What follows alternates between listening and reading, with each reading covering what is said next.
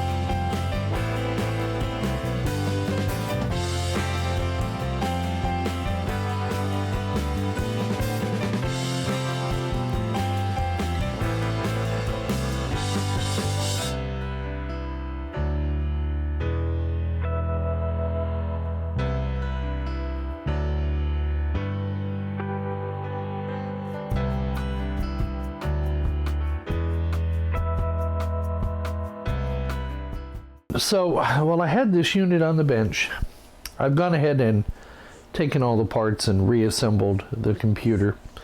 So we've got the Cooler Master cooler on here. We've got the RX 560 video card. We have the Seasonic in focus, completely modular power supply installed. So a lot of you asked about what power supply I'm using on that. So it's a Seasonic Focus Gold. Got a really good price on that months ago. Got it off Amazon.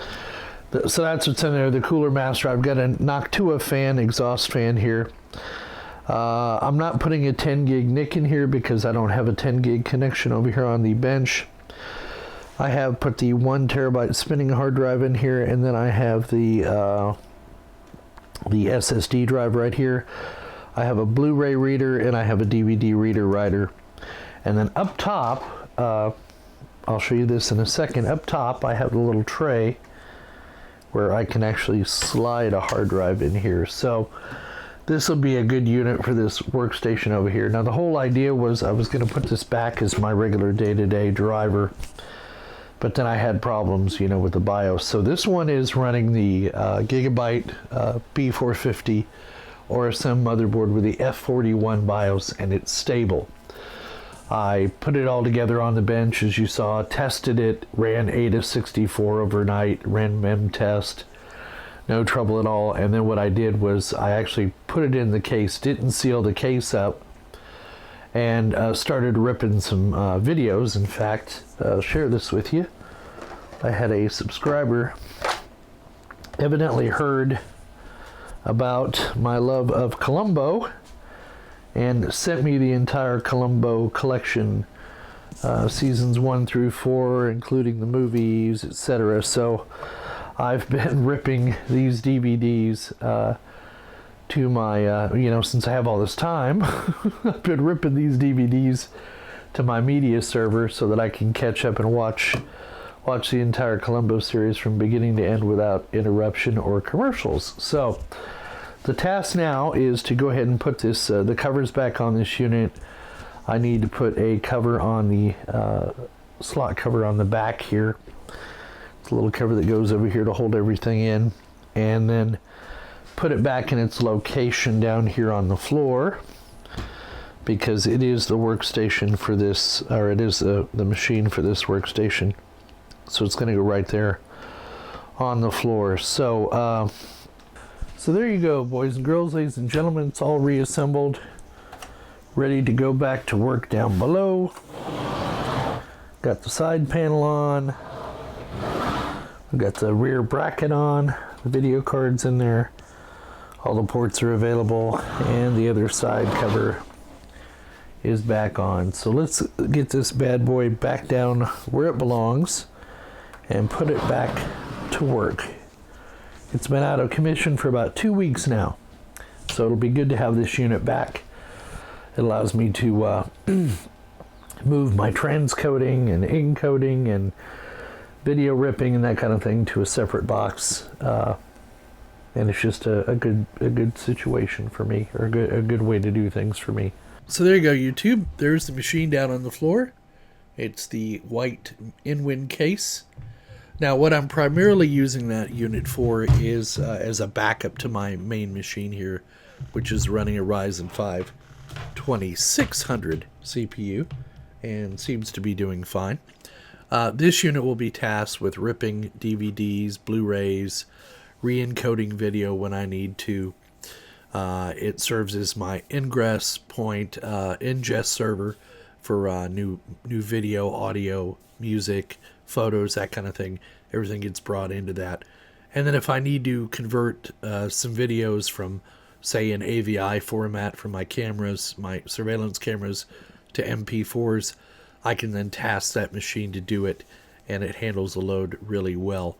It's been running now for about 3 weeks, and I've had very little trouble. Well, actually, I've had no trouble with it at all. With that F41 BIOS, it seems to be stable. Now, one of the important things I want to point out to you is make sure that when you're using, I don't know why Ryzen is having so much trouble with stability issues with Windows. It doesn't seem to be an issue with Intel that I've heard of. But with the Ryzen, you have to take special steps. And one of those is make sure you go to the AMD website and get the most recent drivers for your AMD chipset. It was my understanding that they come embedded with the video card drivers, that big driver package is all in one, but I'm not sure about that. So what I did after loading Windows 10 on here was I immediately went to AMD's website and downloaded the newest drivers for the B450 chipset. And I'm going to stay on the B41 BIOS until Gigabyte indicates to me that there are no problems with the F50. Because like I said, I need stability more than anything. So make sure you go and download those AMD drivers. You're going to need them. Now, I also have an AMD video card in here, the RX 560, I believe. So not only did I download the AMD drivers for the motherboard, but I downloaded the AMD Catalyst drivers for the video card. And like I said, it's been stable now for weeks. So I'm going to leave it alone and not mess with it. I'm getting good speeds out of it, and it's running just fine. So there you go, YouTube. We hope you found the video entertaining and informative as always. So if you liked it, please give us a thumbs up down below. Leave your comments in the comments section. Donate if you're so inclined. We take PayPal and we take Patreon. And I will keep everyone apprised as of to the progress of the roof repairs. Actually, not repairs. I should say replacement. So we have decided to, I've learned, if I've learned anything in my age, it is that you get what you pay for. And this roofing company is highly qualified, highly recommended, certified, etc. They're expensive, but not too expensive. We're going on with a metal roof on this house, and I hope that will be the last roof I ever have to put on. They're going to fix all the soffit and fascia that are damaged. And like I say, I'll try to document as much of that as I can. But I really want to let these guys just work without any distractions. So anyway, please don't forget to come back and see us. And don't forget, we'll see you on the other side.